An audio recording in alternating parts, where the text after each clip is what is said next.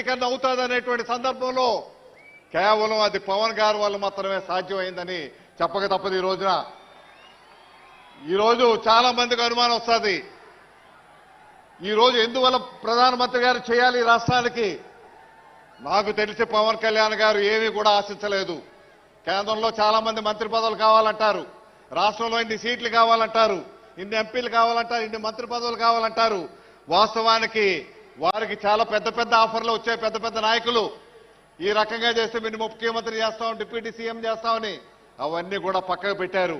నాకు పదవి ముఖ్యం కాదు అన్నారు. ఏ నాయకుడికి ఆ ధైర్యం ఉందో చెప్పండి. ఇప్పుడు నాకు తెలిసినటువంటి నాయకత్వంలో ఒక్క పవన్ కళ్యాణ్ గారే ధైర్యంగా నాకు పదవి అక్కర్లేదు, నాకు రాజకీయం అక్కర్లేదు, ప్రజల క్షేమమే ముఖ్యం అని చెప్పి రాజకీయాలకు అతీతంగా ఈరోజు కార్యక్రమాలు చేస్తా ఉన్నారు. ఇటువంటి నాయకత్వాన్ని కాపాడుకొని ఈ రాష్ట్రాన్ని భవిష్యత్తులో స్వర్ణాంధ్ర రాష్ట్రంగా, దేశంలోనే నెంబర్ 1 రాష్ట్రంగా తీర్చిదిద్దేటువంటి ప్రక్రియ ఈరోజు పవన్ కళ్యాణ్ గారు ఆలోచనలో ఉంది. ఈరోజు నిజంగా వారు అడిగారు కాబట్టి ఈరోజు స్టీల్ ప్లాంట్ కానీ, పోలవరం ప్రాజెక్టు కానీ, లేదంటే అక్కడ అమరావతి కానీ, మరి రైల్వే జోన్ కానీ ఇవన్నీ కూడా అవుతా ఉన్నాయి. ఉత్తరాంధ్ర సుజల సేవంత అవుతా ఉందంటే వారు ఏ కోరిక కూడా ప్రధానమంత్రి గారిని వ్యక్తిగతంగా కోరలేదు కాబట్టే. లేదంటే ఈ పరిస్థితి వస్తే చాలా మంది నాకు కూడా మంత్రి పదవులు కావాలని అడుగుంటారు అక్కడ. కానీ ఈయన మంత్రి పదవి గురించి అడగలేదు. అక్కడ ఆయనకు కావాల్సింది రాష్ట్ర ప్రయోజనాల గురించే మాట్లాడేటువంటి నిస్వార్థ వ్యక్తిని మనం కాపాడుకోవాల్సినటువంటి అవసరం ఎంతైనా ఈ రాష్ట్ర ప్రజల మీద ఉంది. కాబట్టి ఈరోజు మీ అందరికీ మరొకసారి హోలీ శుభాకాంక్షలు తెలియపరుస్తూ, మీ అందరూ వచ్చింది మేము మాట్లాడడానికి కాదు.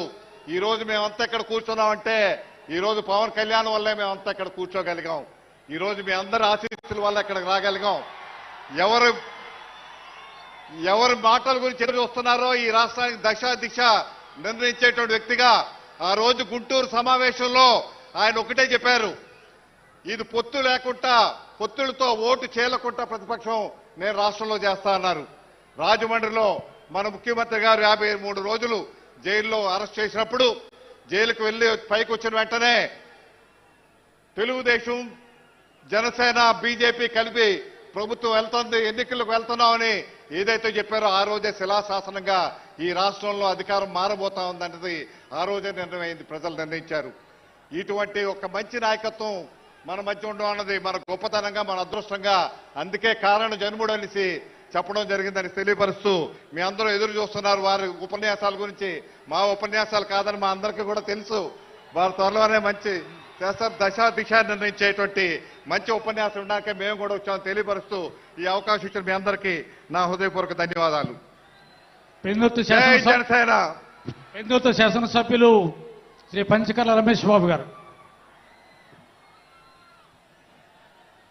మనందరి నేత, మన పార్టీ అధినేత, మనందరి దేవుడు శ్రీ పవన్ కళ్యాణ్ గారికి చేతులు జోడించి నమస్కరిస్తూ, వేదికను అలంకరించిన మంత్రులు, ఎంపీలు, ఎమ్మెల్సీలు, వివిధ పదవుల్లో ఉన్న నాయకులకి, వేదిక ముందున్న జన సైనికులు, వీర మహిళలందరికీ పేరు పేరున నా ఉదయపూర్వక నమస్కారాలు.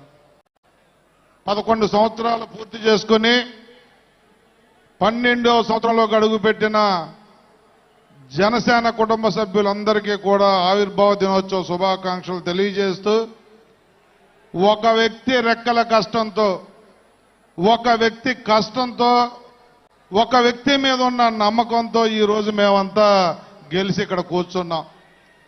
ఓవర్ నైట్ ఇది మనకు రాలేదండి. పవన్ కళ్యాణ్ గారు పోరాటాలు, ప్రజల పట్ల, ప్రజల అవసరాల పట్ల ప్రతి ఇంటిలో ఒక కొడుకులాగా వారు నిలబడి చేసిన పోరాటాలు పవన్ కళ్యాణ్ గారికి మీరు తోడుండి నడిపించిన దానికే ఈ రోజు